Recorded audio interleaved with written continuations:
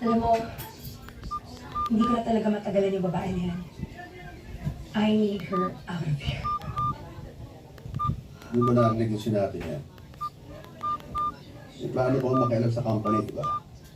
Hindi ka pa nangaasar lang eh. But I won't let her. Kasi hindi na lang sila bumalik ng US.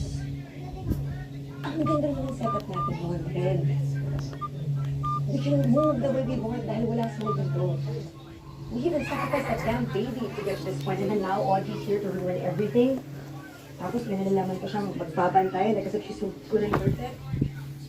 I mean, what kind of girl gets married with a man na hindi naman alam ba? It doesn't make sense. Piling ko yung mystery kahit pa rin dahil na kaya hindi siya umaalis eh. Yun na nga, paano kung magkita sila? And then they figure out kung ano pala silang anak. What then? Possible. May social media na ngayon. You can find anyone and everyone on there. Paano mo kailangan na hindi alam yung pangalan, di ba? You know what? Huwag mo nang problemahin si Audrey. Darating yung panahon na magsasawa yan, marirealize na. Walang kwenta yung ginagawa.